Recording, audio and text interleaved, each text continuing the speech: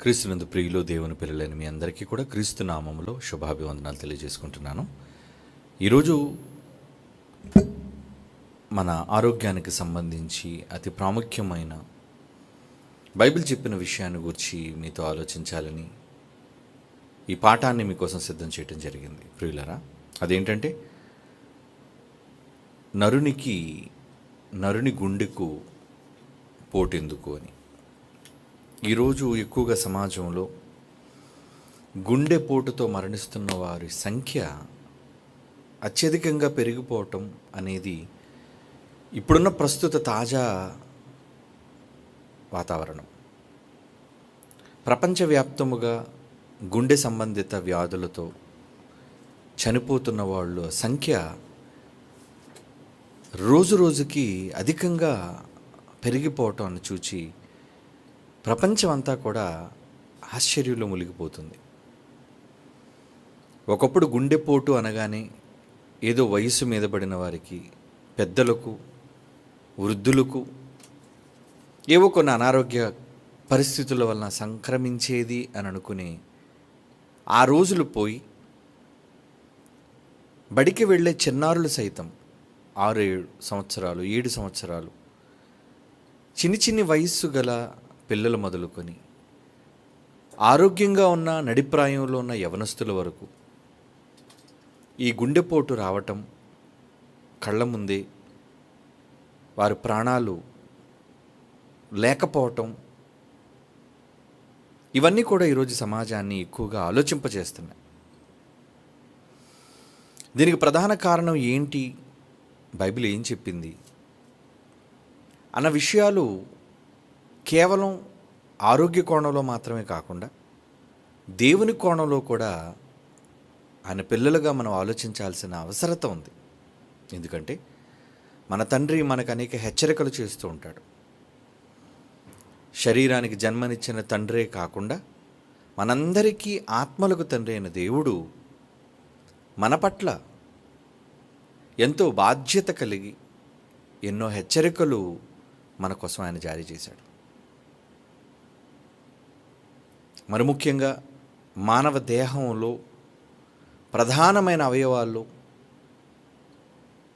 ఒకటి మెదడైతే రెండోది గుండె. యావత్ శరీరంలో అలుపు లేకుండా పనిచేసే ఈ కండరాలతో నిండిన ఈ గుండె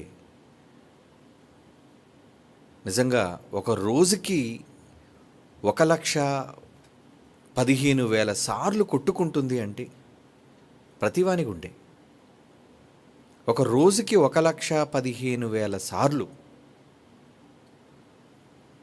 అలు పెరగని ఒక యంత్రంగా నిజంగా దేవుడు మానవ శరీరంలో దాన్ని అమర్చాడు. దేవుడు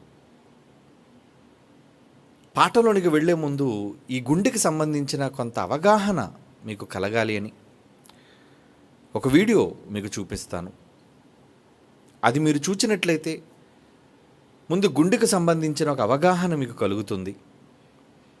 ఆ తరువాత దేవుడు చెప్పిన మాటలను మనం పరిశీలించుకుంటూ వెళదాం. ఓకే, ఇప్పుడు ఆ గుండెకు సంబంధించినవి మనం ఏమంటున్నారో, ఈ ప్రపంచం, ఈ సమాజం ఏమంటుందనేది మనం చూద్దాం. ప్లే చేయండి. వచ్చే వ్యాధి కదా అనుకోకండి. చిన్న వయసులోనే హార్ట్ ప్రాబ్లమ్స్ వలన చనిపోతున్నారని ఈ మధ్యకాలంలో చాలా ఎక్కువగా వింటున్నాం. అయితే గుండెకు కలిగే ప్రమాదాలలో ముఖ్యమైనవి హార్ట్ అటాక్ మరియు కార్డియాక్ అరెస్ట్. కొంతమంది ఈ రెండు ఒకటే అనుకుంటారు. అసలు హార్ట్ అటాక్ మరియు కార్డియాక్ అరెస్ట్ అంటే ఏమిటి, అవి ఎందుకు కలుగుతాయి, ఏ జాగ్రత్తలు తీసుకోవడం వల్ల మన గుండెని ఆరోగ్యంగా ఉంచుకోవచ్చు, ఇలాంటి విషయాలన్నీ ఈ వీడియోలో తెలుసుకుందాం. ఇది మన హెల్త్కి సంబంధించిన విషయం కాబట్టి ప్రతి ఒక్కరూ ఈ వీడియోని చివరి వరకు చూడండి.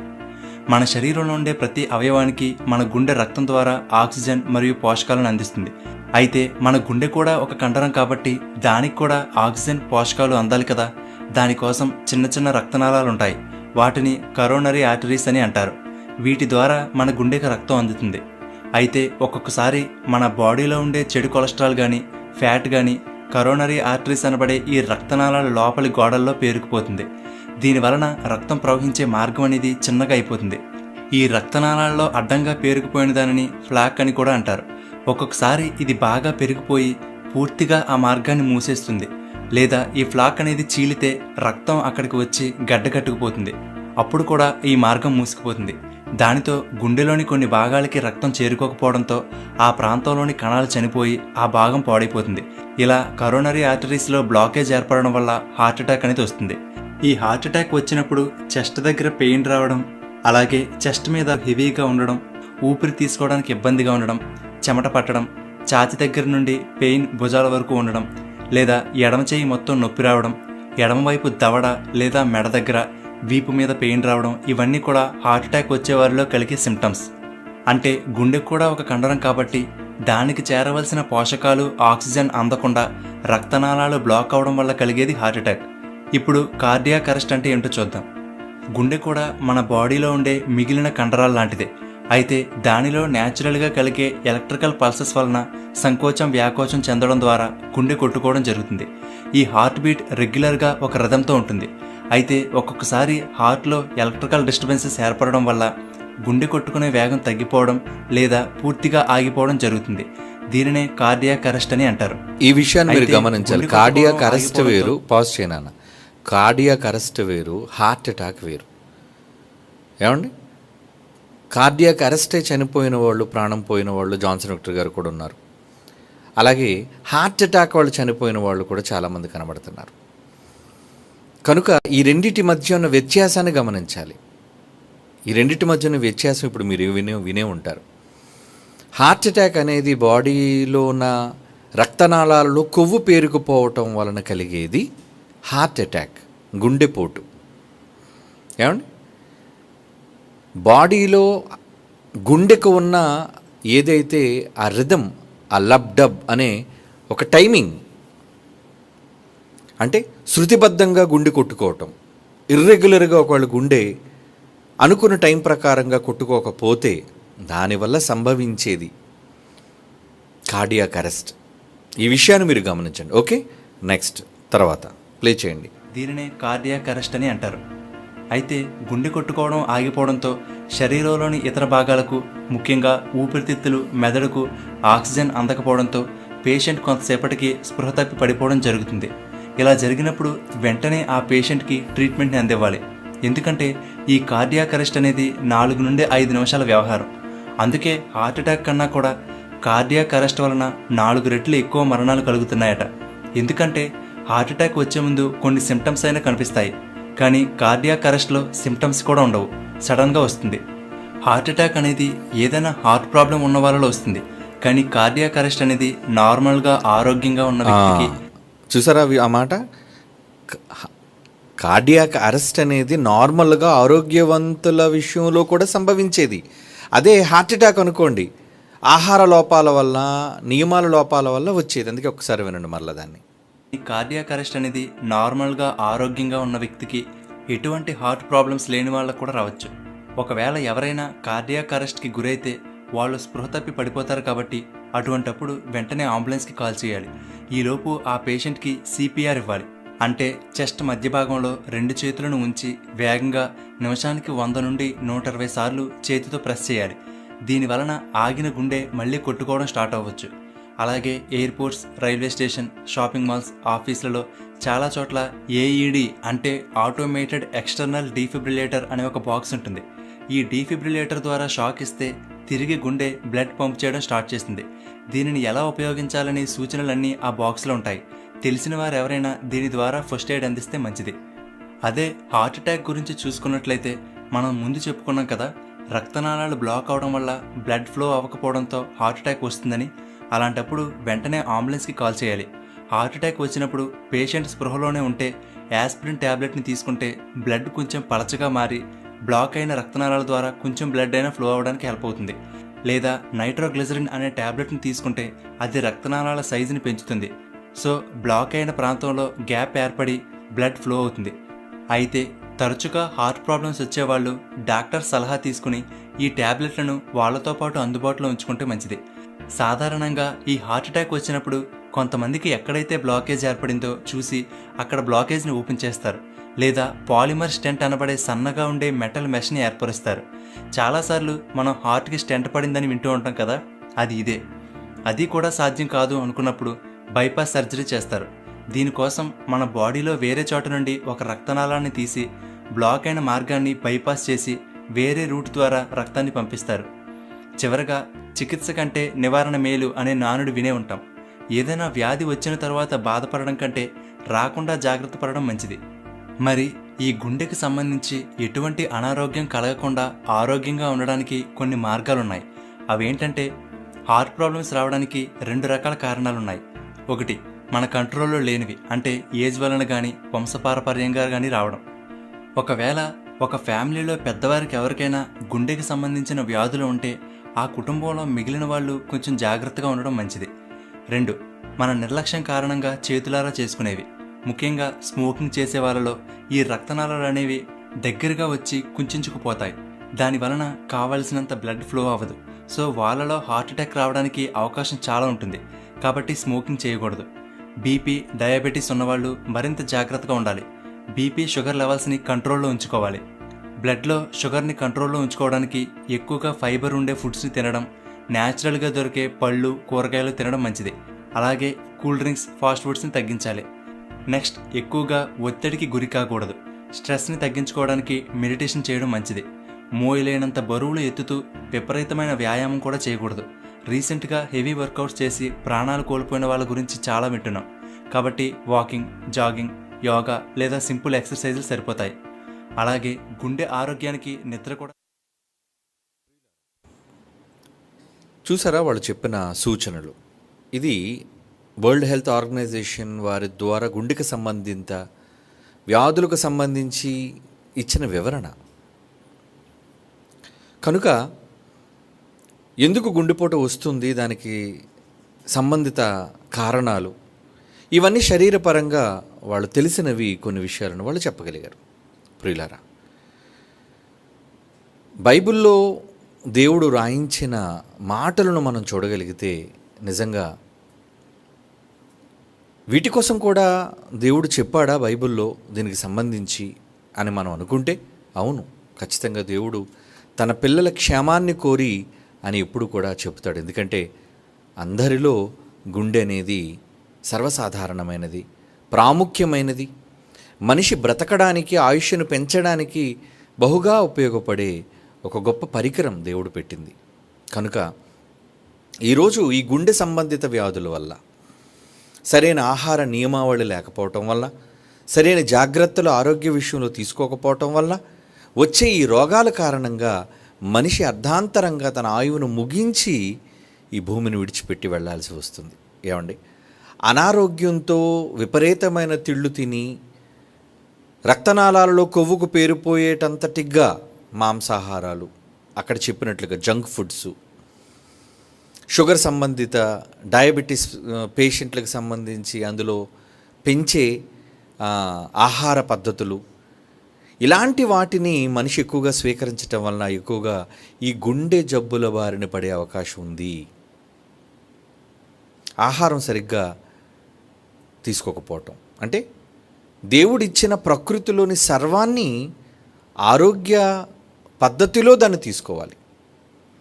కనుక మనిషి అర్ధాంతరంగా తన జీవితాన్ని ముగించుకోవడానికి గల కారణం అదేనండి ఇక్కడ చెప్తుంది. అర్ధాంతరంగా తన కారణాన్ని తెలియకుండానే ఎందుకు చచ్చిపోయాడు సడన్గా? ఒకటి, కార్డియాక్ అరెస్ట్ అనేది, అదే మీకు ఇందాక వినిపించాను. అది ఆరోగ్యవంతులకైనా సరే సంభవించవచ్చు. కేవలం అది ఎలక్ట్రిక్ పల్సెస్ వల్ల లోన ఆ రిథం ఏదైతే ఉందో, ఆ శబ్దం ఏదైతే ఉందో, లేదంటే ఆ టైమింగ్, గుండె కొట్టుకునే ఆ సమయం ఏదైతే ఉందో అందులో జరిగిన మార్పుల వల్ల కార్డియాక్ అరెస్ట్ అనేది జరుగుతుంది. కానీ ఈ హార్ట్ స్ట్రోక్ అనేది, హార్ట్ అటాక్ అనేది, ఈ గుండెపోటు అంటారు చూసారా, గుండెపోటు, దీనికి మాత్రం మనిషి యొక్క నిర్లక్ష్యం కారణం అనేది మనకు అర్థమవుతుంది. కనుక ఈరోజు నరుడికి ఎందుకు ఈ గుండెపోట్లు సంభవిస్తున్నాయి అనేది చూడగలిగితే బైబిల్ చెప్పిన చక్కటి విషయాలను మనం పరిశీలిద్దాం. యెషయా గ్రంథం 1వ అధ్యాయం చూడండి. క్రీస్తు పూర్వం ప్రవక్తల ద్వారా దేవుడు రాయించిన మానవ జాతిని ఉద్దేశించిన అమూల్యమైన మాటలు, శాస్త్రీయమైన మాటలు అని ఏం మాట్లాడుతున్నారో, తన పిల్లల క్షేమం కోసం ఏం రాయిస్తున్నారో చూడండి. యెషయా గ్రంథం 1వ అధ్యాయం 5వ వచనం, అక్కడ ఏమంటున్నాడు చూడండి. నిత్యము తిరుగుబాటు చేయుచు మీరేల ఇంకను కొట్టబడెదరు. అంటే నరుని గుండెకి ఎందుకు ఈ పోటు సంభవిస్తుంది? గుండెపోటు కార్డియాక్ అరెస్ట్ వల్ల చచ్చిపోవటం కాదు, హార్ట్ స్ట్రోక్ వల్ల చచ్చిపోవటం, హార్ట్ అటాక్ వల్ల చనిపోవటం. అంటే ఎందుకు ఈ పోటు సంభవిస్తుంది అంటే నిత్యము తిరుగుబాటు చేయుచు మీరేల ఇంకను కొట్టబడెదరు అంటున్నాడు. చూడండి, కొట్టటమా అంటే కొట్టడాన్ని ఒక స్ట్రోక్ అంటారు, ఒక బ్లో ఇవ్వటం అంటారు. అంటే ఒక మనిషిని చరచటం, ఒక మనిషి పైన దండెత్తటం, దాడి చేయటం, ఏమండి ఇవన్నీ కొట్టబడ్డం అంటారు. గుండె కూడా కొట్టబడుతుంది. ఎందుకు కొట్టబడుతుంది? అసలు దాన్ని ప్రారంభించింది ఎవరు? తల్లి గర్భంలో మనందరి ఆకార నిర్మాణ ప్రారంభానికి వెళితే మొట్టమొదట ఏమండి పిండముగా మారిన ఆ పిండ దశలో గుండె కొట్టుకోవడం ఆరంభం అవుతుందండి. గుండె కొట్టుకోవడం ఆరంభం అవుతుంది మనందరిదిని. ప్రప్రథమంగా కణ విభజన తరువాత గుండె కొట్టుకోవడం ఆరంభం అవుతుంది. అలా గుండె కొట్టుకోవడాన్ని ఆరంభించింది ఎవరు అనుకుంటున్నారు? మీ తల్లుల గర్భాలలోనికి తన హస్తాలను పంపి తన చేతుల ద్వారా మిమ్మల్ని నిర్మించుకున్నాడే మీ తండ్రి, మనందరి తండ్రి, సర్వజనులకు తండ్రి. ఆయన పరలోకమందున్న తండ్రి అయిన దేవుడు. ఆయన వలన కదా ఈ శరీరం, ఈ దేహం మనకు అనుగ్రహింపబడింది. ఈ అవయవాలు తల్లి గర్భంలో నిర్మించబడ్డాయి ఆయన చేయటం వలన. మనం చేసుకోలేదు, తల్లిదండ్రులు చేయలేదు, శాస్త్రం చేయలేదు.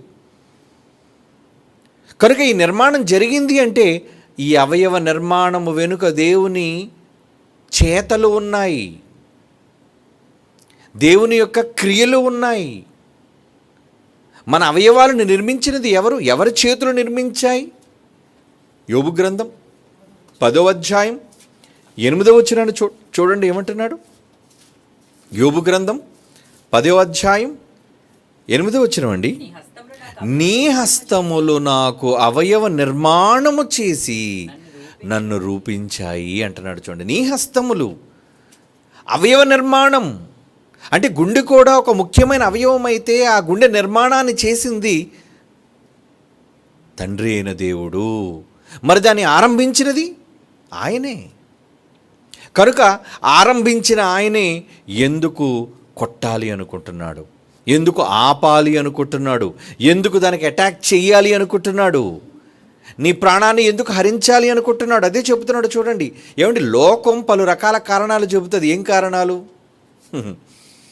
ఆరోగ్య సూత్రాలు పాటించలేదనో, ఆహార నియమావళి సరిగ్గా పాటించలేదనో, మందులు సరిగ్గా తీసుకోలేదనో, వీటన్నిటిని చెబుతుంది. ఓకే, కానీ అవన్నీ ఎందుకు సంభవిస్తున్నాయి? ఎవరి మాటకు అవిధేయత వలన మనుషులు ఆ స్థితికి దిగజారిపోయారు. ఈరోజు స్మోకింగ్ ఈ సమాజానికి అవసరమా?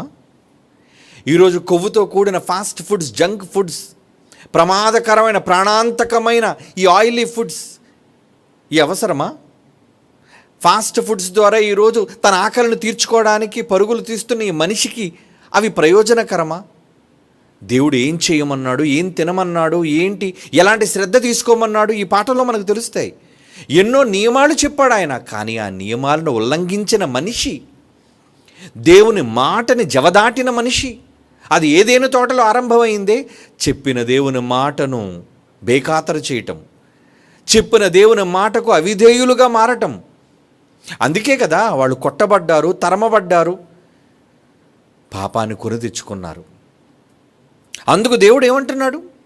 అదే చూడండి, ప్రవక్త ద్వారా రాయిస్తున్న మాట. యెషయా గ్రంథం 1వ అధ్యాయం 5వ వచనం. నిత్యము తిరుగుబాటు చేయుచు అంటే నేను చెప్పిన మాటలు వినకుండా నా పైన తిరుగుబాటు చేయుచు మీరేలా ఇంకనూ కొట్టబడుదురు. ఎందుకు ఇంకా కొట్టబడుతున్నారు మీరు? ప్రతివాడు నడినెత్తిన వ్యాధి కలిగి, ఇక్కడ చెప్తున్నాడు చూడండి, ప్రతివాడు నడినెత్తిన వ్యాధి కలిగి ఉన్నాడట. వ్యాధి ఎక్కడుందటండి? నెత్తి మీద వ్యాధి ఉందా? నెత్తి మీద ఏముంటుంది? ఏమంటే నెత్తి మీద ఏ వ్యాధి ఉంది మీకు? నెత్తి మీద వెంట్రుకలు ఉన్నాయనుకున్నారు? కాదు, ఆ వెంట్రుకల కింద కపాలం ఉంటే ఆ కపాలము లోన జాగ్రత్తగా భద్రపరిచాడు. ఏమండి, ఈ రెండు ముఖ్యమైన అవయవాలు, బ్రెయిన్ నెంబర్ 1, నెంబర్ 2 హార్ట్, గుండె. ఈ రెండింటిని దేవుడు ఎంత చక్కగా భద్రపరిచాడు చూడండి. స్కల్ అంటే ఒక చక్కటి ఎముకతో కూడిన పదార్థాన్ని మరి ఆ మెదడు పైన, ఎందుకంటే చాలా మృదువుగా, మెదడు చాలా మెత్తగా ఉంటుందండి, సున్నితమైనది. అలాంటి సున్నితమైన మెదడును కాపాడడం కోసం దేవుడు చక్కటి ఈ కపాలం చూసారు ఎంత గట్టిగా ఉంటుందో. ఒక పుర్రెను మనం చూసినప్పుడు మనకు అర్థమవుతుంది. దాని లోపల భద్రపరిచాడు. అలాగే ఈ గుండె, ఏమంటే మిగతా అవయవాలన్నీ బయట ఉన్నాయి, కానీ గుండెని ఎక్కడ దాచాడు ఆయన? రిబ్ కేజ్ అంటే మన ఎముకల గూడు ఉందే, ఆ ఎముకల గూడు మధ్య పెట్టాడండి. అంటే ఏ ప్రమాదవశాత్తు నువ్వు పడిపోయినా, ఎముకలు ఇరిగిపోయినా తిరిగి ఎముకలను మరలా కట్టుకోవచ్చు, లేదంటే ఎముకలను మరలా ఏదో విధంగా అతికించుకోవచ్చు. కానీ గుండె అది చాలా భద్రమైనది. ఆయనకు తెలుసు దాని విలువేంటో. అందుకే నిర్మాణంలోనే చక్కగా దాని చుట్టూ ఆయన కవచాన్ని ఏర్పాటు చేశారు. ఒక గుండెకు కవచం, ఒక మెదడుకు కవచం. ఇంత భద్రంగా దేవుడు మనిషి జీవితాన్ని తయారు చేసి మనిషి చేతిలో పెడితే మనిషి ఎలా మారాడటండి? నిత్యము తిరుగుబాటు చేయుచు, మీరు నా మీద తిరుగుబడుతున్నారు కదా, అందుకు మీరు కొట్టబడుతున్నారు. ప్రతివాడు నడినెత్తిన వ్యాధి కలిగి ఉన్నాడు అని వెంటనే చెబుతున్న మాట చూడండి. ప్రతివాని గుండె బలహీనమాయను. ఏమండి, నడినెత్తిన వ్యాధి ఉంటే గుండెందుకు బలహీనం అవ్వాలండి? నడినెత్తిన వ్యాధి ఉంటే గుండెందుకు బలహీనం అవ్వాలి? అంటే ఈ గుండెకిని తర్వాత ఈ మెదడుకి ఏంటి సంబంధం? అవినాభావ సంబంధం. మెదడు టోటల్ బాడీలోని అవయవాలన్నిటినీ కంట్రోల్ చేస్తుంది, అందులో ముఖ్యంగా గుండె. అవునండి, గుండెను కంట్రోల్ చేస్తుంది మెదడు. గుండె కేవలం పంపింగ్ మెషిన్ మాత్రమే, పంప్ చేస్తుంటుంది. చెడు రక్తాన్ని బాగు చేసి శుద్ధిపరిచి మంచి రక్తాన్ని తిరిగి బాడీలోని మిగిలిన అవయవాలన్నిటికీ సరఫరా చేయడానికి గుండె పనిచేస్తుంది. శుభ్రపరిచి ఏమండి సరఫరా చేయడానికి పనిచేస్తుంది. అలాంటప్పుడు మెదడు దాన్ని ఎలా కంట్రోల్ చేస్తుంది? అవును, మెదడు వలనే. ఏమండి, ఈ మస్తిష్కం దగ్గర వెనక వెన్నుముక అని ఉంటుంది చూడండి, అందరికీ ఉంటుంది అది. అక్కడ సెరిబ్రెల్లం అని ఒకటి ఉంటుందండి మెడికల్ భాషలో. అదేనండి ఇక్కడ గుండెను పైనున్న మెదడును కనెక్ట్ చేసేది. అందుకే చూడండి, మెదడు నుంచి వచ్చిన నరాలు వెన్నెముక ద్వారా టోటల్గా బాడీలోని అవయవాలన్నిటికీ కూడా సన్నటి రక్తనాళాల ద్వారా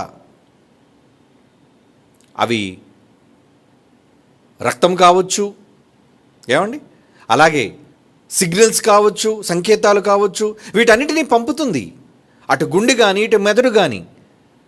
కనుక మెదడు ఒకవేళ లోపొస్తే, మెదడులో ఒకవేళ సమస్య తలెత్తితే ఏమి బలహీనం అవుతుందంటున్నాడు చూడండి దేవుడు. ఎంత చక్కగా చెప్పాడండి. క్రీస్తు పూర్వం గుండె బలహీనం కావడానికి ఏం కారణం అంటున్నాడు? నడినెత్తిన వ్యాధి. అంటే మొదట నీ నడినెత్తిని, అంటే నడినెత్తిని అంటే సెంటర్, ఇక్కడ పైన, అక్కడ ఏముంది? బ్రెయిన్. ప్రారంభంలో ఉన్నది బ్రెయిన్.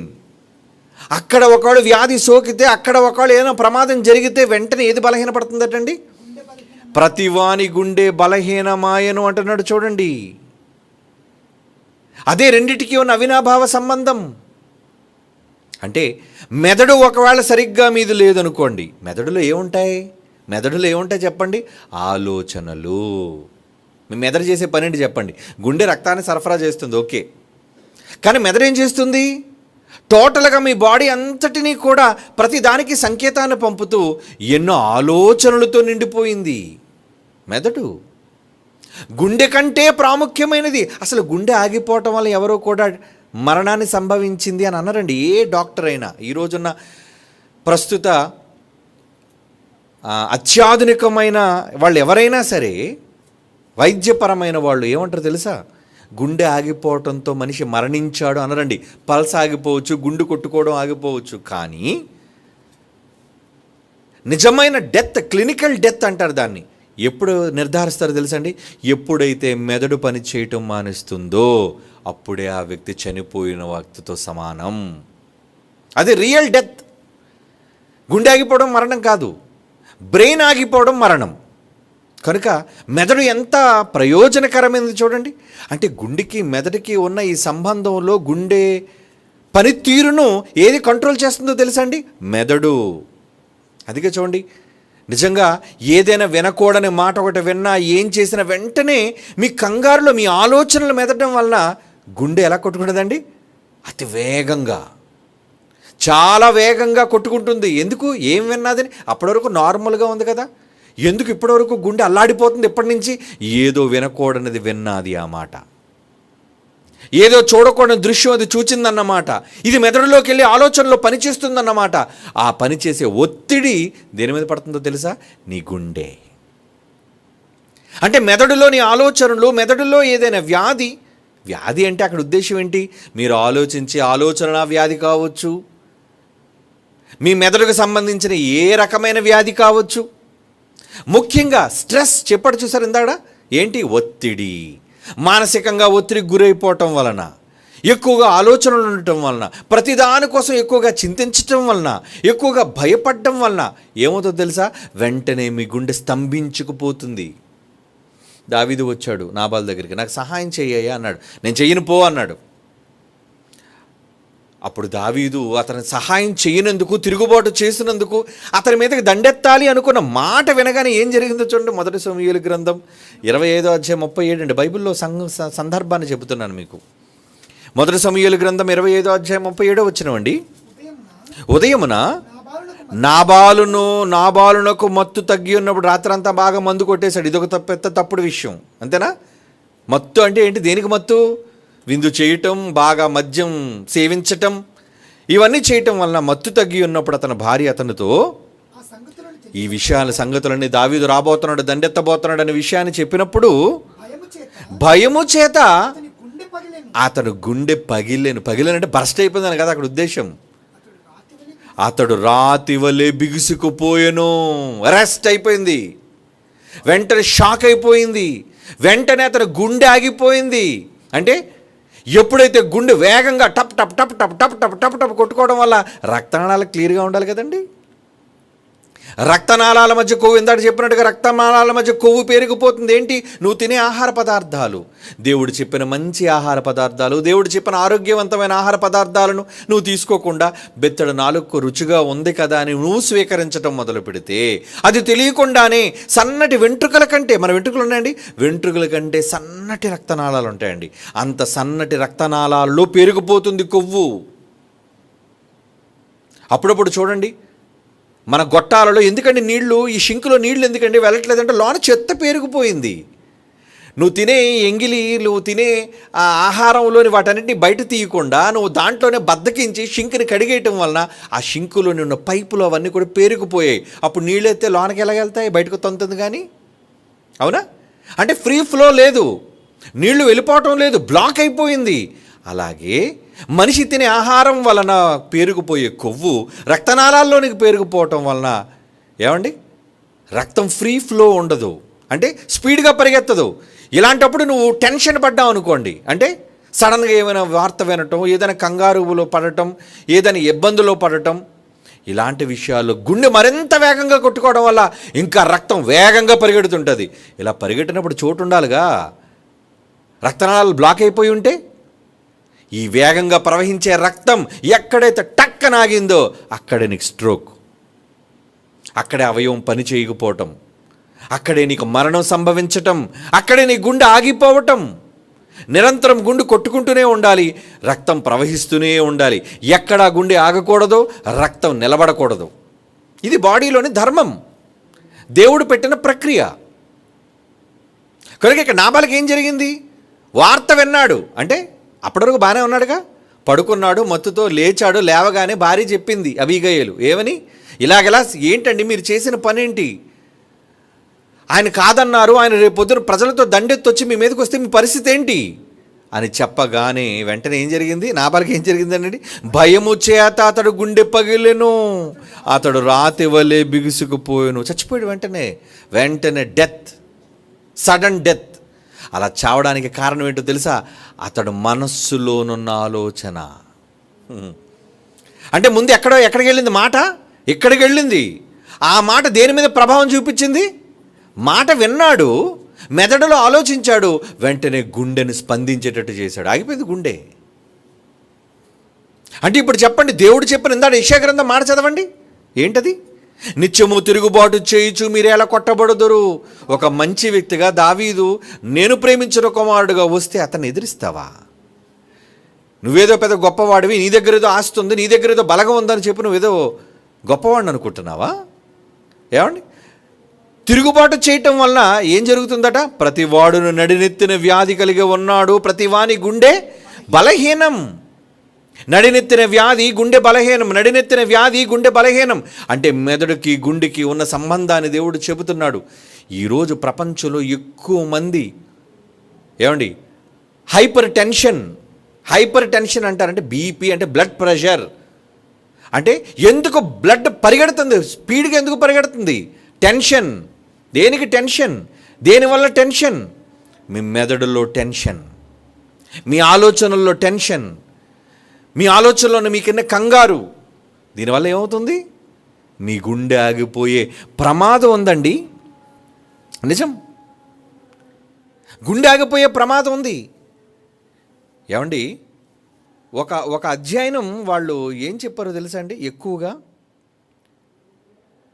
కోపం, ఉద్రేకం, ఏమండి కోపం వలన, ఉద్రేకం వలన, భయం వలన కలిగే వాటి వలన ఈ గుండెపోటుకు 5 రెట్లు గుండెకు ప్రమాదం అండి. 5 రెట్లు. నార్మల్గా ఇప్పుడు మనం ఉన్నాం, మనకి ఏ ప్రమాదం లేదు, నార్మల్గా గుండె ఉంది.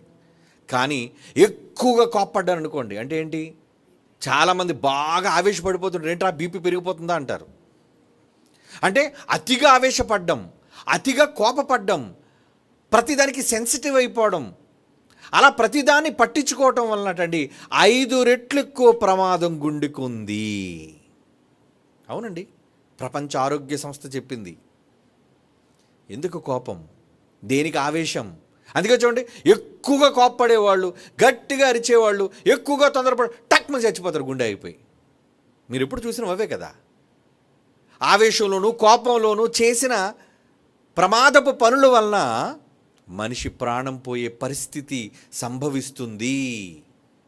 కనుక దేవుడు చెప్పిన జాగ్రత్తలు మరి ఈ గుండెకి సంబంధించి అది ఎంత ప్రమాదకరమైనది, దానికి కోసం ఎంత ప్రమాదం పొంచి ఉంది, దాన్ని ఎంత భద్రంగా కాపాడుకోవాలి అనే నియమావళి మనిషి ఏ రోజైనా ఆలోచించగలుగుతున్నాడా? ఇప్పుడు చూద్దామా దేవుడు చెబుతున్న మాట. ఓకే, దేవుడు చెబుతున్న హెచ్చరిక మాటలు చూడండి. దేవుడు ఏమని అంటున్నాడు? యెషయాగ్రంథం 22వ అధ్యాయం,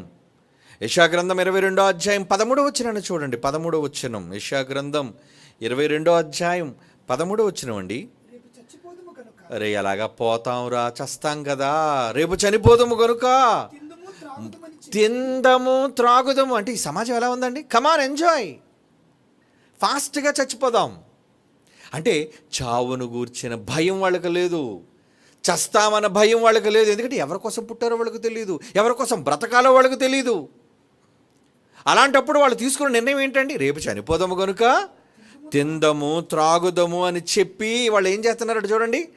ఎడ్లను వధించుచు, గొర్రెలను కోయుచు, మాంసము తినుచు, ద్రాక్షారసమును త్రాగుచు. ఏమండి అలాగైపోయారా? అంటే వీళ్ళు చూసారా, రేపు చచ్చిపోతాం, ఎలాగా చస్తాంరా, చచ్చే ముందు ఏం చేయాలి అని వీళ్ళు ఎంత వ్యతిరేకంగా మారుతున్నారంటే. ఎడ్లను వధించడం దేనికి? సరదాగా వధించట్లేదు. Red meat. బీపీ ఉన్న ఏ పేషెంట్లకైనా తెలుసు, డాక్టర్ దగ్గరికి వెళ్తే ఏమంటే తెలుసు, ఏమంటే మీరు రెడ్ మీట్ ఏమైనా తింటున్నారా అంటే, మీ భాషలో చెప్పాలంటే బీఫ్ బడాకాన్ అంటారు. అదైతే మీకు బాగా అర్థం అవుతుంది. ఏమండి నిజంగా ఒక గొడ్డు యొక్క మాంసాన్ని తినడానికి ఎక్కువగా ఇష్టపడే వాళ్ళందరూ తొందరగా పోతారు. నిజమండి, దేవుడు చెబుతున్నాడు రేపు చనిపోదాము, రేపు చేస్తాం కదరా, ఈరోజు ఎడ్లు కోసేయి, గొర్రెలను కోసేయి, కమాన్ మాంసం వండే, ఇక మందేసేయి. అంటే మీ ఉల్లాసం కోసం, మీ సంతోషం కోసం దేవుడు అందుకే ఇచ్చాడు ఈ బ్రతుకు. ఆరోగ్యం వద్దా? భద్రత వద్దా? ఇచ్చిన విలువైన జీవితాన్ని తిండి కోసం, త్రాగడం కోసం ఖర్చు పెడతావా? నిన్ను దేవుడు కొట్టక మొత్తక ఏం చేస్తాడు? Cigarette smoking is injurious to health తెలుసు వాడికి. దాని మీద పెద్ద బొమ్మ, క్యాన్సర్ కారణం బొమ్మ ఉంటుంది.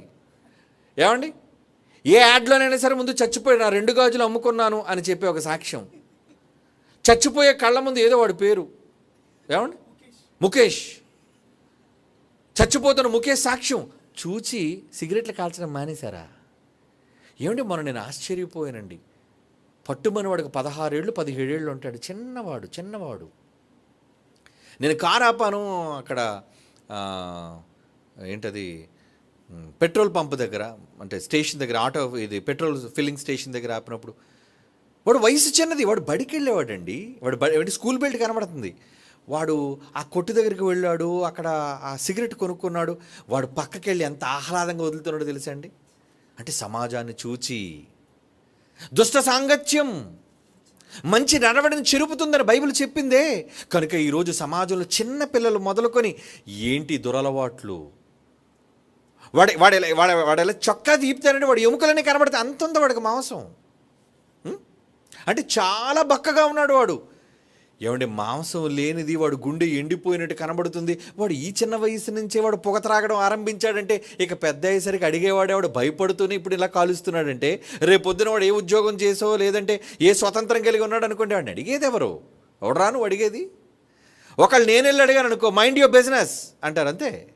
నీకేముందిరా, నీకేం అవసరం రా, ప్రభుత్వం అమ్ముతుంది, మేము తాగుతున్నాం. కొంతమంది తల్లిదండ్రులకు తెలిసి తాగే పిల్లలు ఉన్నారు. కొంతమంది తండ్రి కొడుకులు కలిసి దమ్ము కొట్టే మహానుభావులు కూడా ఉన్నారండి. ఏంటది, ఫ్యాషనా? అవును. ఒక పనికిమాలిన హీరో తెర మీద కనబడి ఏమండి వాడు ఏదో పొగబండిలాగా రైలు బండిలాగా పొగ వదులుతుంటే అది గొప్ప అనుకుంటున్నాడు వాడు. కానీ దానివల్ల వచ్చే ప్రమాదం వాడికి తెలియదు, చూస్తున్న వీడికి తెలియదు. మరి దేవుడు చెప్పాడు, చెప్తే మాత్రం భయం ఉందా?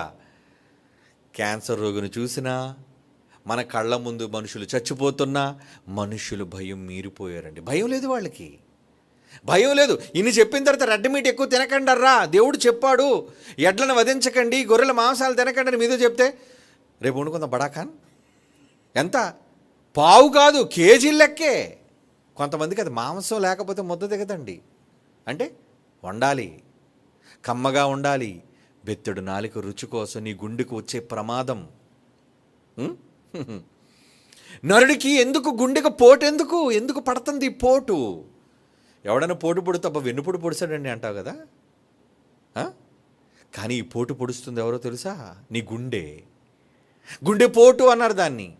ఎందుకు? నువ్వు దేవుని మీద నిత్యము తిరుగుబాటు చేస్తున్నావు. దేవుని కోసం ఏ రోజైనా ఆరోగ్యంగా నీ ఆరోగ్యాన్ని కాపాడుకోవడం కోసం ఆలోచిస్తున్నావా?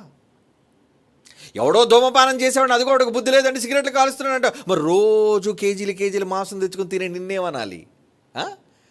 ఆ ధూమపానం చేసేవాడంతో రోజు గొడ్డు మాంసం తిని నువ్వు అంతే. భయం లేదు కదా, దేవుని కోసం బాధ్యత లేదు కదా, ఇచ్చిన ఈ దేహాన్ని దేవుని కోసం కాపాడుకుందామనే ఆలోచన లేదు కదా. ఏంటి నిర్లక్ష్యం? మీరు విలువ పెట్టి కొనబడిన వారు అన్నాడే దేవుడు. మీ దేహములు విలువ పెట్టి కొనబడినవే. ప్రభు రక్తాన్ని కార్చాడే ఆ దేహం కోసం. అలాంటి విలువైన దేహాన్ని పాడు చేయటం కోసం ఏంటి అలవాటు, దురలవాట్లేంటి, శుభ్రత లేని ఆహార పదార్థాలేంటి, ఆరోగ్యాన్ని ఇవ్వని ఆహార పదార్థాలు ఏంటి చెప్పండి.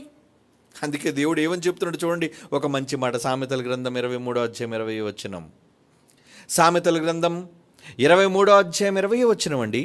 ద్రాక్షారసము త్రాగువారితోనైనను, మాంసమును హెచ్చుగా తినువారితోనైనను సహవాసము చేయకము. ఎవరితో ఫ్రెండ్షిప్ చేయొద్దు అన్నాడు? కొంతమంది రేపు ఇంటికి వచ్చేబట్రా మాంసం వండించుకుందామా? ఏడి కలిస్తే మాంసమే, కలిస్తే మందే. పార్టీ ఎవరికైనా ఏదైనా జరిగితే చాలండి. పార్టీ ఉందా? పార్టీలో ఎవడన్నా ఉందండి, పార్టీకి రండి కాయగూర పెట్టాడు అనుకో, ఎరా నీకు బుద్ధి ఉందా? పార్టీ అంటే ఇదా? ఇటు ఆకుకూరలు కాయగూరలు పార్టీ వేస్తావా? సిగ్గుందా నీకు? మరి పార్టీ అంటే ఏంటి? అంతా మాంసమే, అంతా మందే, అంతా కృత్రిమమైన ఆహారమే. ఇదే కావాలి మనకి, అవునా? అదే అందుకంటే చూడు, ద్రాక్షారసము త్రాగువారితోనైనను ఫ్రెండ్షిప్ చేయకండి. మాంసమును విపరీతంగా, ఏంటి మాంసం తినొచ్చండి, లిమిట్. ఏదో ఒక నెలకు ఒక 2 సార్లు, అది వయసులో ఉంటే. బాగా వృద్ధాప్యంలోకి వెళ్ళిపోయారు అనుకోండి, నెలకు ఒక్కసారి తినండి, మంచిది. కానీ వింటావా? ద్రాక్షారసం త్రాగువారితో నేను, మాంసం ఇచ్చుగా తినువారితో నేను సహవాసము చేయకము. వద్దు అంటున్నాడు చూడండి దేవుడు. వద్దు నాయన, వద్దర్రా, చాలా ప్రమాదం. చాలా ప్రమాదం. ఎందుకంటే దానివల్ల కొవ్వు పెరిగిపోవటం వల్ల ఎప్పుడు ఈ రక్త ప్రసరణలో తేడా వచ్చినా నీ గుండె ఫెయిల్యూర్ అయిపోయే అవకాశం ఉంది. అది కార్డియాక్ అరెస్ట్ కాదు, అది హార్ట్ స్ట్రోక్, హార్ట్ ఫెయిల్యూర్. అది నీ గుండెకు వచ్చే, నరునికి వచ్చే పోటు, గుండె పోటది. దేవుడు చెబుతున్నాడు. మరి ఏం తినమంటారండి? దేవుడు చెప్పాడండి. మన తండ్రి ఎంత మంచోడో తెలుసా అండి. మన తండ్రి మన యోగక్షేమాలు ఆలోచించేవాడండి. ఆయన ఏం మాట్లాడుతున్నాడు చూడండి. మీ బైబిల్ తెరచండి, సామెతల గ్రంథం 15వ అధ్యాయం 17వ వచనం చూడండి. సామెతల గ్రంథం 15వ అధ్యాయం 17వ వచనం. పగవాని ఇంట క్రొవ్విన ఎద్దు మాంసము తినుట కంటే ప్రేమగల చోట ఆకుకూరల భోజనము తినుట మేలు. ఏమండి ఎందులో మేలుందన్నాడు దేవుడు? ఆకుకూరల భోజనం. ఆకుకూరల భోజనం. ఆకుకూరలు చాలా మంచివండి. మీకు రక్తాన్ని శుద్ధి చేసేవి, మీ బాడీలో రక్తాన్ని పెంచేవి, ఆల్ వైటమిన్స్తో నిండినవి, ఆల్ మినరల్స్, ఆల్ ఐరన్, అన్నిటితో ఉన్నవి, అన్ని పోషకాలు నిండినవండి. ఏవి? పచ్చని ఆకుకూరలు. ఏమండి మా ఇంటిలో వారంలో ఇంచుమించు 5 రోజులు ఖచ్చితంగా ఆకుకూర ఉండి తీరాలంతే. ఆకుకూర వండాలి. చివరికి నేను ఇప్పుడు సభలకు వెళుతున్నప్పుడు కూడా వాళ్ళందరికీ ఇచ్చే ఆదేశం ఏంటో తెలుసండి? మాంసాలు వండకండి, ఆకుకూర తప్పనిసరి, ఆకుకూరలు తప్పనిసరి. అదే ఖచ్చితం చేసేసాం. ఎందుకంటే అవసరం. దేవుడు చెప్పాడు కదా. ఏ కూరలు మంచిది అన్నాడు? ఆకుకూరల భోజనము తినుట మేలు. దానివల్ల ఎంత నీ కళ్ళకు మంచిది, నీ గుండెకు మంచిది, నీ రక్తనాళాలకు మంచిది. మాంసం ఏముందండి? తినడానికి బెత్తడి నాలిక రుచికరంగా కనబడే మాంసం నీ ప్రాణాన్ని హరించేస్తుంది. అందుకే దేవుడు చెబుతున్నాడు ఈ మాట. క్రొవ్విన ఎద్దు, మన క్రొవ్విన ఎద్దట. ఎలాంటి ఎద్దట? మామూలు ఎద్దు ఉండకూడదట. బాగా బలిసి కొవ్వు పట్టేసిన ఎద్దు. కొంతమంది ఆ కొవ్వు కూడా తీయించరండి. ఏమంటే కొవ్వుతో పాటు ఉండేద్దామండి, ఎందుకంటే నూనె కలిసి వస్తుంది మాకు. కానీ అది శరీరంలోనికి వెళ్ళిన తర్వాత ఎంత ప్రమాదం. ఆడోళ్ళారా ఆలోచిస్తున్నారా మీరు? చాలా జాగ్రత్త. మీ పిల్లలు, మీ భర్తలు, మీరు ఆరోగ్యంగా ఉండాలి అంటే మరికొంతమంది నూనె లేదనుకోండి బొత్తిగా తిడతారండి. ఏంటి ఎండిపోయినట్టుంది కూర, నూనె లేదేంటి? ఏమండి భార్యలను హింసించేవాళ్ళు ఉన్నారండి నూనెతో ఉండలేదని. చూశానండి నేను అట్లా భర్తల్ని. ఏ నూనె లేకపోతే తినవా? తిన్నాం, ఉడకబెట్టేది అయితే నేను తిన్నాం. మాంసం లేదా ఈరోజు? చాలా ప్రమాదం.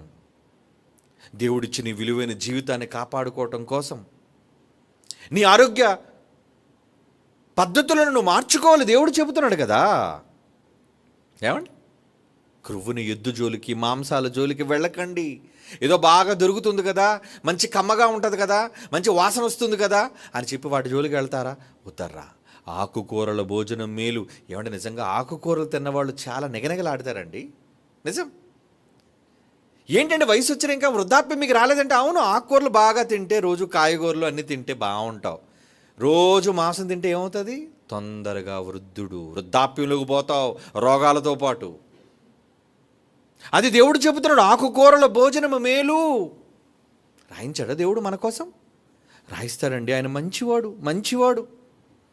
దీనికి తోడు మనం తింటున్న ఆహారం ఒక దౌర్భాగ్యమైన తప్పుడు విధానంలో ఆహారాన్ని స్వీకరిస్తూ ఇక మన బ్రతుకురులో అన్ని టెన్షన్లే కదండి. ఈరోజు మనిషికి ఎలాంటిదంటే టెన్షన్ లైఫ్. ఎలాంటి టెన్షన్ లైఫ్? ఎప్పటి నుంచి టెన్షన్? ఒకప్పుడు పెద్దవాళ్ళకి టెన్షన్ అండి. ఏంటి?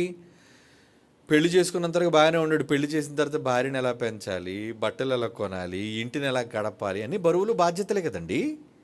ఏదో పెళ్లి చేసుకున్న తర్వాత బరువులు బాధ్యతలు వచ్చాయని అనుకునేవారు. కానీ ఇప్పుడు చిన్నప్పుడు బడికి వెళ్ళినప్పటి నుంచి బరువులు పెరిగిపోయాలి. బరువులు బాధ్యతలు వాళ్ళకి లేవనుకున్నారా? చిన్నపిల్లలు డయాబెటిక్ పేషెంట్లు అయిపోతున్నారండి.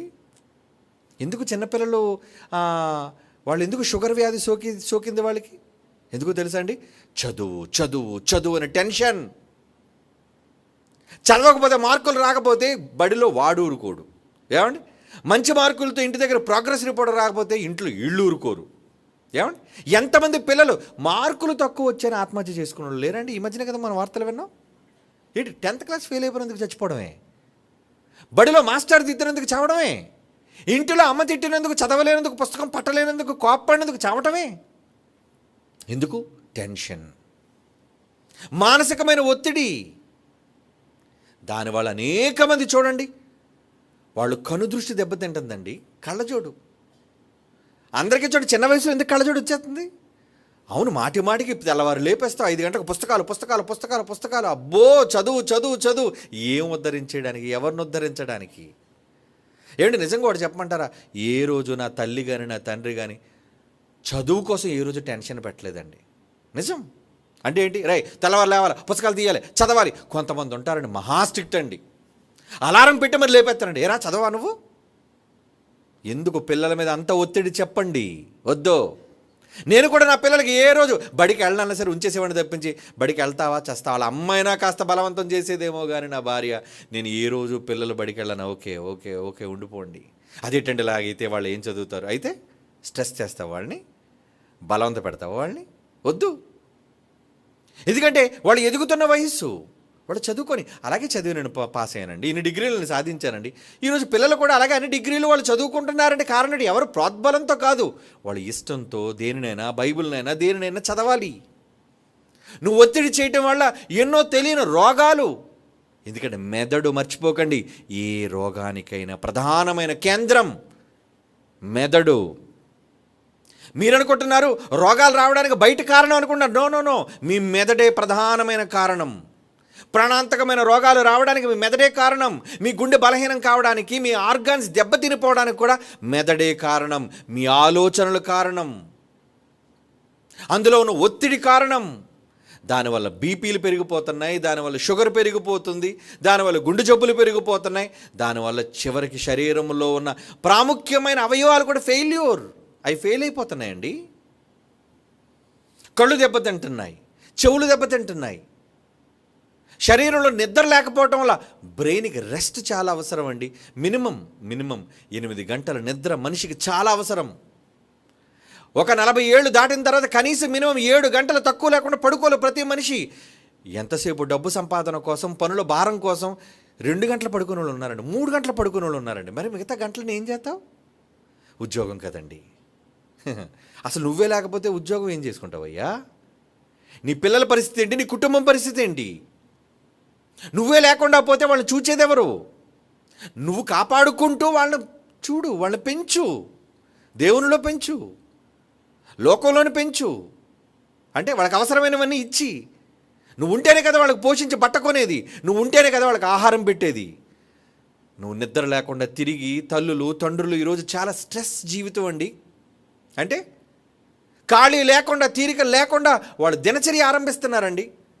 నిద్ర పోకుండా తమ బాధ్యతలను పూర్తి చేసి సంపాదించాలని, కట్టాలని, కూర్చుకోవాలని, ఏదో పిల్లల్ని గొప్పవాళ్ళుగా చేసేయాలని, అటు వీళ్ళు పడుకోక, పిల్లల్ని పడుకోనివ్వక. ఇవన్నీ గుండె సంబంధిత వ్యాధులు, మరణాలకు కారణం, మనిషి ఒత్తిడికి కారణం. అందుకు దేవుడు ఏమన్నాడు? అలాంటి వాళ్ళ కోసం ఏం చెప్పాడు? ఏం చెప్పాడో చూడండి. ఫిలిప్పీలకు రాసిన పత్రిక 4వ అధ్యాయం 6వ వచనం. ఫిలిప్పీ పత్రిక 4వ అధ్యాయం 6వ వచనం. దేనిని గూర్చి చింతపడకుడి, టెన్షన్ వద్దు. నిజమండి. చాలామందికి ఏ డాక్టర్ని అడగండి, బీపీ, షుగర్ రావడానికి ప్రధాన కారణం టెన్షన్. ఏమిటి, మీకు ఏమైనా టెన్షన్లు ఉన్నాయా? ఈరోజు వరకు ప్రభుదేవులు నాకు బీపీ కానీ షుగర్ కానీ లేకుండా ఇలా ఉండడానికి కారణం ఏంటో తెలుసా? దేనికోసం టెన్షన్ పడను? దేనికి టెన్షన్ దేనికి? నేను ఎక్కువగా ఆలోచించేయటం వల్ల నేను ఏం చేయగలను? కొంతమంది చూడండి, రాత్రి పడుకుంటే అండి మంచం మీదకి వెళ్ళినంత నిద్ర రాదండి. 1 గంట 2 గంటలు 3 గంటలైనా అలాగా మెలకుగానే ఉంటారు. నువ్వు కళ్ళు మూసుకున్న మెదడులో ఆలోచనలు అవి నిన్ను పడుకోనివ్వు, అన్నీ గుర్తొచ్చేస్తుంటాయి. అవి ఏం చేయాలి? షటాప్, పో పక్కకి. ఇప్పుడు నేను నిద్రపోవాలి. నీ బ్రెయిన్కి ఆదేశించు, దానికి రెస్ట్ ఇవ్వు. టోటల్ బాడీ అంతా దాని మీద ఆధారపడి ఉంది, నీ గుండెతో సహా. నీ గుండె బలహీనం అయిపోతే, మెదడుకి కానీ వ్యాధి వచ్చిందంటే. అందుకు ఏం చేయాలి? దానికి తగిన విశ్రాంతి. ఒక బండి ఉందండి, కొన్నావు కదా అని 24 గంటలు ఆపకుండా 2-3 రోజులు అలాగ దాన్ని ఆన్ చేసి తిప్పుతుంటే ఏమైపోతుంది? ఇంజిన్ హీట్ ఎక్కిపోయి ఆగిపోదా? దాని లోన పార్ట్లు దెబ్బతినవా? పర్లేదండి, కూలింట్ ఆయిల్ ఉందండి, ఇంజిన్ ఆయిల్ ఉందండి, పర్లేదండి, ఎన్ని గంటలైనా పని చేస్తుందండి అనుకుంటున్నావా? సడన్గా రోడ్డు మీద మొరాయిస్తుంది. అప్పుడప్పుడు చూడండి, కొంతమంది రోడ్డు పక్కన ఆపేసి ఫోన్ చేస్తుంటే మొరాయించింది, అది బండి ఆగిపోయింది. ఏదో ప్రాబ్లం తలెత్తింది, నీ శరీరం కూడా అంతే. అలాంటప్పుడు ఏం చేయాలి? దేవుడు చెప్పిన జాగ్రత్తలు. ఎందుకు టెన్షన్? దేనికోసం టెన్షన్? దేనికోసం చింత? అన్నాడు, మీరు చింతించుట వలన మీ ఎత్తు ఏమైనా మోరడు ఎక్కువ చేసుకోగలరా? ఎందుకర్రా చింత? దేనికోసం చింత? ఆకాశ పక్షులను చూడండి, చూపించాడు యేసుప్రభు. ఏమన్నాడు? ఒకసారి పక్షులను చూడండి, ఆ విత్తవు, కోయవు, కొట్టలలో కూర్చుకొను, వాటికి టెన్షన్ లేదు. ఎంత హ్యాపీగా ఎదుగుతున్నాయండి అవి. కిలకిలమంటూ ఎంత టైం ప్రకారంగా మిమ్మల్ని లేపుతున్నాయండి. వాటి జీవితం ఎంత హ్యాపీగా ఉందండి. పక్షుల జీవితం ఆనందం. వాటికి హార్ట్ స్ట్రోక్ లేవు. వేడి సన్ స్ట్రోక్ తగిలి పడిపోతే ఒక కాకి కానీ, పెట్ట కానీ, పక్షి కానీ ఏదైనా నేల రాలిపోవచ్చేమో. కానీ ఏమండి, ఎక్కడైనా మీరు ఒక పక్షి గుండెపోటుతో చచ్చిపోయిందని మీరు ఎప్పుడైనా వార్తల్లో విన్నారా? వాటికి గుండెపోటు ఎందుకండి? వాటికి టెన్షన్ దేనికి? ఏమండి, రాత్రికి ఏ ధాన్యం తినాలో, మా పిల్లలకి ఏ ధాన్యం పెట్టాలో, నో చింత లేదు. ఎందుకో తెలుసా? మీ పరలోకపు తండ్రి వాటిని పోషిస్తున్నాడు. ఏమండి, మనకంటే అయ్యో చిన్ని జీవులు, వాటికంటే మనం ఎంతో శ్రేష్టమైన వాళ్ళం. వాటిని దేవుడు చింత లేకుండా పెంచుతున్నప్పుడు నిన్ను పెంచలేడా? మనం పెరగలేమా? మనం బ్రతకలేమా? ఉద్యోగం పోయింది అయితే ఏం చేస్తావు? అమ్మ ఉద్యోగం ఏం చేస్తావు? పని చేయి ఇంకో దగ్గరికి వెళ్ళి. ఎందుకు టెన్షన్? చాలామందికి చాలా రకాల టెన్షన్. భర్త వదిలేశారని టెన్షన్, ప్రియురాలు వదిలేసిందని టెన్షన్, డబ్బులు రాలేదని టెన్షన్, ఉద్యోగం చేస్తే జీతం పడలేదని టెన్షన్, పిల్లలకు మార్కులు రాలేదని టెన్షన్. ఇలా ఒకటి కాదండి, మనిషి దైనందిన జీవితంలో అన్ని టెన్షన్లే, అన్ని చింతలే. వద్దు, ముందు ఆ చింతని దాన్ని దూరం చేసేయండి. దేవుడు చెబుతున్నాడు. ఏమనంటున్నాడు? మత్తయి సువార్త 6వ అధ్యాయం 25వ వచనం 27వ వచనం చూడండి. మత్తయి సువార్త 6వ అధ్యాయం 25వ వచనం 27వ వచనం. అందువలన నేను మీతో చెప్పినది ఏమనగా, ఏమి తిందుము, ఏమి త్రాగుదుమని మీ ప్రాణమును గూర్చేయను, ఏమి ధరించుకుందామని మీ దేహమును గూర్చేయను, చింతింపకుడి. దేనికోసం ఆలోచన? లేకపోతే ఆయన వెళ్ళిపోవాలి, ఎక్కడికో వెళ్ళిపోవాలి, ఏదో పని చేయాలి, డబ్బులు ఎలా వస్తాయి? సంపాదన కోసం. 27వ వచనం, మీలో ఎవడను చింతించడం వల్ల తన ఎత్తుమోరుడు ఎక్కువ చేసుకోగలడు. వస్త్రములను గూర్చి మీరు చింతింపనేలా, అడవి పువ్వులను చూడండి, ఆలోచించండి, అవి కష్టపడవు, ఉడకవు. ఆయనను సమస్త వైభవంతో కూడిన సొలొమోను కూడా అంతటి డెకరేషన్ ఆయనకి లేదే. దాన్ని అలంకరించింది దేవుడే. వీటిని చూచి కూడా ఎందుకు మీరు మీ గుండెకు ఒత్తిడి పెంచుకుంటున్నారు? మీ ఆలోచన వలన నడినెత్తిన వ్యాధి. ఏంటి ఆ వ్యాధి? నీ ఆలోచనలే నీ వ్యాధి. గుండెపోటు ఎందుకు వస్తుంది? నీకు షుగర్ ఎందుకు వస్తుంది? నీకు బీపీ ఎందుకు వస్తుంది? నీ నడినెత్తిన జబ్బు ఉందరా. ఏంటా జబ్బు? ఆలోచించే జబ్బు, విచారం. చాలా ఆలోచించేస్తుంటారండి. ఎంతంటే ఎంత ఆలోచిస్తారండి. ఎందుకు? చాలామంది ఇలాంటి విషయాలు, మెజారిటీ మనుషులందరూ కూడా ఫిజికల్గా బలవంతులండి, కానీ మెంటల్గా చాలా వీక్, మానసికంగా చాలా బలహీనులు. కండలు తిరిగిన వీరుడు సంసోను కూడా పెళ్ళం సతాయిస్తుంటే చచ్చిపోవాలనుకున్నాడట. ఎవరికి కావాలి నీ కండలు? ఎక్కడ నువ్వు స్ట్రాంగ్గా ఉండాలి. ఎక్కడ కండలు పెరిగాయి లేదనేది కాదు, ఎక్కడ నువ్వు చాలా స్ట్రాంగ్గా ఉండాలి, మానసికంగా స్ట్రాంగ్.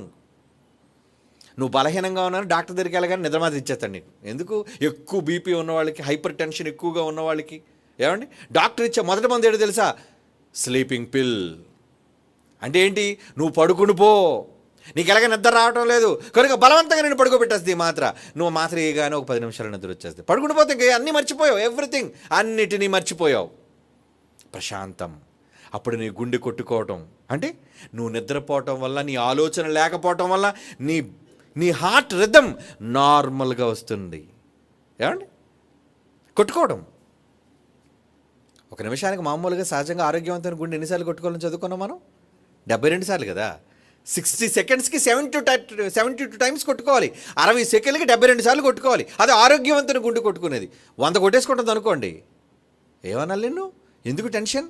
ఏమైంది? దేనికోసం ఆలోచిస్తున్నావు? అందుకే డాక్టర్ నాడి చూస్తాడు వెంటనే, బాబు దేనికోసం ఆలోచిస్తున్నావా? అయితే వీడికి నిద్ర మాత్రం ఇచ్చేయి, పడుకుని పో, రెస్ట్. అంటే ఆలోచనల వల్ల పెరుగుతున్నాయి ఇవన్నీ. దేనికోసం ఆలోచన? అందుకే దేవుడు అంటున్నాడు చూడండి, కొరింథీయులకు రాసిన మొదటి పత్రిక 7వ అధ్యాయం 32. అపోస్తలుడైన పౌలు కొరింథీయులకు రాస్తున్న మొదటి పత్రిక 7వ అధ్యాయం 32వ వచనమండి. మీరు చింత లేని వారై ఉండవలనని కోరుకొనుచున్నాను. ఏం లేకుండా ఉండాలటండి? అసలు డోంట్ వరీ. దేనికోసం వరీ కాకండి. ఏమండి? దేనికి టెన్షన్, దేనికి భయం, దేనికి బెంగ, దేనికి బాధ? మీరు చింతలేని వారై ఉండవలనని కోరుచున్నాను. పెళ్ళైంది కాబట్టి భార్య కోసం టెన్షన్, భర్త కోసం టెన్షన్, పెళ్ళి కాలేదని టెన్షన్. ఇలాంటి ప్రతి దాని విషయంలో ఇది లేదు అది లేదు అని టెన్షన్లు మీరు పడటం వలన మీ గుండెకు నరుని గుండెకు పోటు. అంటే ఆలోచనలే ప్రధానమా? ఆలోచనలు, నీ ఆలోచనలే నీ గుండె పోటుకు ప్రమాదం. మరి ఇప్పుడు ఆలోచనలు ఏం పెట్టుకోవాలి చెప్పండి? నీ బుర్రలో ఆలోచనలు కదా, అవి తీసేసి ఏం పెట్టుకోవాలి? వాక్యం. ఏం పెట్టుకోవాలండి? ఆయన మాటలు. అవి అక్కడికి వెళ్ళగలవు. ఆయన మాటలు, దేవుని వాక్యం ఎక్కడికి వెళ్తుందట? హెబ్రీయులకు రాసిన పత్రిక 4వ అధ్యాయం 12వ వచనం చూడండి, ఆయన మాటలు ఎక్కడికి వెళ్తున్నాయో. హెబ్రీయులకు రాసిన పత్రిక 4వ అధ్యాయం 12వ వచనం, ఎందుకనగా దేవుని వాక్యము సజీవమై బలముందు దానికి, రెండంచులు గల కత్తి కంటే పదునైనగా వెళ్ళిపోతూ చీల్చుకుంటూ, ప్రాణాత్మలు కీళ్ళు మూలుగులు విభజించినంత మట్టుకు దూరిపోతూ, హృదయము యొక్క తలంపులు, ఆలోచనలు అన్నాడు చూడండి, ఆలోచనలు. కనుక అక్కడ ఏం పెట్టుకోవాలి? వాక్యాన్ని గురించి ఆలోచిస్తున్నారా? ఏం చెప్పాలి, ఏం ప్రకటించాలి, దేవుని గురించి ఏం చేయాలి, ఈ చింత లేదండి. డబ్బు ఎలా సంపాదించాలి, ఇల్లు ఎలా కట్టాలి, అమ్మాయికి ఎలా పెళ్లి చేయాలి, వీడిది ఎలా నొక్కేయాలి, ఆయన ఎలా ముంచేయాలి, వీడిని ఎలా మోసగించాలి, లేరా ఇలాంటి వాళ్ళు? అబ్బో, కుట్రదారులు రాత్రిపూటనండి ఫ్రీగా ఆలోచిస్తారు ఇలాంటివన్నీ. వంచకులు, మంచాల మీద పరుండి దురాలోచనలు, అన్ని తప్పుడు ఆలోచనలే. ఎవరిని మింగేద్దాం, ఎవరిని పాడు చేద్దాం, ఎవరిని నష్టపరుద్దాం, ఎవరిని లేపేద్దాం, ఇవన్నీ ఆలోచనలు అండి మనిషికి. అందుకే దేవుడు చెబుతున్నాడు. ఏమని చెబుతున్నాడు చూద్దాం, చూడండి. కీర్తన గ్రంథం 94వ కీర్తన 19వ వచనం. 94వ కీర్తన 19వ వచనం అండి. నా అంతరంగమందు విచారములు హెచ్చగా. విచారం అంటే ఏంటి? టెన్షన్, ఆలోచనలు. నా అంతరంగమందు విచారములు హెచ్చగా, నీ గొప్ప ఆదరణ నా ప్రాణమునకు నెమ్మది. అంటే నీ గుండె స్లో డౌన్, పోటు రాదు. ఎప్పుడైనా గుండె తొందరపాటు వచ్చేసింది అనుకో, టెన్షన్ వచ్చేసింది అనుకో, వెంటనే వాక్యాన్ని జ్ఞాపకం చేసుకోండి. వాక్యాన్ని పెట్టుకొని వినండి. దేవునికి సంబంధించిన పాటలు చూడండి. మీ మనసు ప్రశాంతం చేసుకోండి. ఏ గుండెపట్టు రాదు మీకు. దేవుడు చెప్పిన మాట ఇది. నమ్మరా ఈ మాట? నా అంతరంగంలో విచారములు హెచ్చగా అంటే ఫుల్ టెన్షన్ రైజ్ అయిపోయింది. గుండె విపరీతంగా కొట్టుకుంటుంది, ఆలోచనలు విపరీతంగా వచ్చేస్తున్నాయి. ఏం చేయాలి? అప్పుడు నీ గొప్ప ఆదరణ. ఎలాగ ఆదరిస్తాడు ఆయన? ఎలాగ ఆదరిస్తాడు దేవుడు? ఆయన మాట, ఆయన మృదువైన మాట, చల్లని మాట, నిన్ను బాగు చేసే మాట, నిన్ను ఆరోగ్యపరిచే మాట, నీ గొప్ప ఆదరణ నా ప్రాణమున కట్టినట్టు. చూడండి, అంటే నీ ప్రాణం నిలబడాలి అంటే, నీకు పోటు పడకుండా ఉండాలి అంటే, నీ గుండె ఆరోగ్యంగా ఉండాలి అంటే వాక్యమా? ఏమంటే వాక్యం గుండె కొట్టుకునేటట్టు చేస్తుందా? అయ్యో, తలంపుల్లోనికి వెళ్ళిపోతుందండి. ఆగిపోయిన నిర్జీవమైన శవాన్ని తిరిగి బ్రతికేటట్టు చేసిందండి వాక్యం. చచ్చిపోయాడు, పాడి మీద తీసుకెళ్ళిపోతున్నారు. యేసుప్రభు వెళ్ళాడు, ఆపండి కుమారుడా లేచిపోయాడు. చనిపోయిన గుండెను తిరిగి కొట్టుకునేటట్టు చేసింది ఏది? ఆయన మాట. అంటే వాక్యం అంత పవర్ఫుల్లా? నమ్మాలి కదా మీరు. అది యేసుప్రభు మాటలండి. యేసుప్రభు మాట, ఆయన ఉన్నాడు కాబట్టి ఆయన మాటనా? మరి మీ చేతిలో ఉన్నది ఏంటిది? మాట కాదా? ఆయన నోటి వెంబడి వచ్చిన మృదువైన మాట కాదు అది? నమ్మకం లేదు మీకు. నమ్మాలి, ఆయన మాటలు నమ్మాలి. ఆయన మాటలు నమ్మి ఆయన వాక్యాన్ని మీరు నిజంగా మీ గుండెలోనికి పెట్టుకొని మీ తలంపులలో దాన్ని భద్రం చేసుకోగలిగితే ఎవర్ గ్రీన్ అండి. వయస్సు పైపడుతున్నా నెగనెగలాడుతుంటుంది మీ ముఖం. ఎందుకంటే టెన్షన్ లేదు మీకు. దేనికి టెన్షన్? హ్యాపీగా ఉంటారు, ఆరోగ్యంగా ఉంటారు. ఎన్ని రానివ్వండి మీదకి, ఎన్ని ఉప్పెనలు రానివ్వండి, ఎన్ని అల్లకల్లోలు రానివ్వండి, ఎన్ని సమస్యలు రానివ్వండి, మీరు చాలా స్ట్రాంగ్గా ఉంటారు. కారణం మీ దగ్గర ఏముంది? వాక్యం. మీ దగ్గర వాక్యం ఉందండి. నీ గొప్ప ఆదరణ నా ప్రాణమునకు నెమ్మది కలుగజేయుచున్నది దేవుడు అంటున్నాడు. కీర్తన గ్రంథం 147వ కీర్తన 3వ వచనం చూడండి. కీర్తన గ్రంథం 147:3. గుండె చెదిరిన వారిని ఆయన బాగు చేయువాడు, వారి గాయములు కట్టువాడు. ఎక్కడ గాయమైంది? నీ మనసులో గాయం, నీ గుండెకు గాయం. నమ్మని ప్రియురాలు మోసం చేసి పోయింది అనుకోండి, చచ్చిపోతావా? ఎందుకు చచ్చిపోతావు? నీ దేవుడు ఉన్నాడురా నీకోసం. ఇటు లోకంలో ఇంక అమ్మాయిలు లేరా? అది పోయిందని చస్తావా? వాడేదో అన్నాడని పోతావా? ఏంటమ్మా ఎంత బలహీనురాలివి? ఏంటయ్యా నువ్వు ఎంత బలహీనుడివి? ఒక మనిషి కోసం నువ్వు వదులుకుంటావు నీ ప్రాణాన్ని. వద్దు. అలా నీ గుండె చెదిరిపోయినప్పుడు నిన్ను నిలబెట్టేది, నిన్ను బాగు చేసేది, నిన్ను బలపరిచేది ఆయన మాట. గాయము కడతాడట. గుండె చెదిరిన వారిని ఆయన బాగు చేయవాడు, వారి గాయములు కట్టువాడు. సామెతల గ్రంథం 4వ అధ్యాయం 23వ వచనం చూడండి ప్రియులారా. సామెతల గ్రంథం 4వ అధ్యాయం 23. నీ హృదయములో నుండి జీవధారలు బయలుదేరును.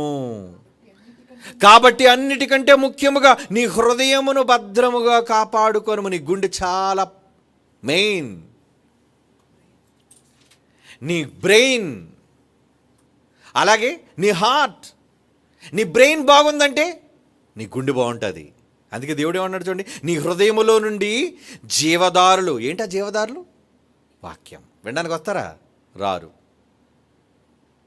వింటే షేర్ చేస్తారా? చెయ్యరండి. ఇన్ని మాటలు వింటున్నారు కానీ మీరు ఏమైనా బాధ్యతగా తీసుకున్నారండి? నేను ఎప్పుడూ ఒక వ్యక్తిని గమనిస్తుంటానండి. He's mister బార్నబాస్. అందరి ప్రసంగాలండి, అందరి ప్రసంగాలు ఇంపార్టెంట్ అయిన వాటన్నిటిని కట్ చేసి సోషల్ మీడియాలో, అన్ని గ్రూప్స్లో, అన్ని ప్లాట్ఫామ్స్లో, అది కొంతమంది అలాగే ఆడపిల్లల్లో కూడా కొంతమందిని నేను చూశాను. ఏమండి ఇన్స్టాగ్రామ్లో ఎవరో అమ్మాయి, ఆ చెల్లి పేరు ఏం పేరు, కరుణప్రియ. ఏమండి ఇలా కొంతమంది ఉన్నారండి. ఇలా కొంతమంది పిల్లలు, దేశవ్యాప్తంగా మన పిల్లలు ఉన్నారండి. ఈ వాక్యం ప్రజల మధ్యకి వెళ్ళటం ఎంత మేలుకరం మీకు అర్థమవుతుందా? ఈ మాటలు వింటే ఎంతోమంది నెమ్మది పడతారండి. ఈ మాటలు వింటే ఎన్నో బ్రతుకులు బాగుపడతాయండి. ఎన్నో గుండెలు ఆగిపోకుండా నిలబడతాయండి. దేవుని ఉద్దేశాలు నెరవేరుతాయండి. మీరు చేస్తారా? ఎవడో ఒక పనికిమాల వార్త వస్తే షేర్ చేసేస్తారండి. 2000 నోట్లు బ్యాన్. ఇంకా అంతేనండి. అందరూ హార్ట్ ఆగిపోయి, గుండె ఆగిపోయి ఈ వార్త మాత్రం వ్యాపింపజేస్తున్నారు. కానీ ఒక గుండెను నిలబెట్టే ఆదరణతో కూడిన మాట, దేవుని మాట, నీకు అంత టైం ఎక్కడది? ఏమండి బార్నబాస్ ఏం పని చేస్తున్నాడో నాకు తెలియదండి. ఆటో డ్రైవర్ అటండి పిల్లలు చెప్తున్నారు. ఏమండి ఆటో వేసుకుంటేనే కానీ పూట గడవలేని వ్యక్తి ఎప్పుడు కూర్చుంటున్నాడు, ప్రసంగాలు ఎప్పుడు వింటున్నాడు, ఎప్పుడు నోట్ చేసుకుంటున్నాడు, ఎప్పుడు ఈ క్లిప్పింగ్స్ అన్ని కట్ చేస్తున్నాడు, ఎప్పుడు తెల్లవారి గ్రూప్లోకి వెళ్ళేసరికి ఎప్పుడు పెట్టేస్తున్నాడండి. ఆహా ఎంత ప్రయాసం. మీరేం ప్రయాసపడుతున్నాయి? ఇప్పుడు వెళ్ళిపోగానే ఎక్కడికి వెళ్ళిపోదాం? 8 గంటలకు అయిపోద్ది. ఏ ఊరి మీదకి పోదాం? ఏ దరిద్రాన్ని తిందాం? ఇదే కదండి ఆలోచనలు.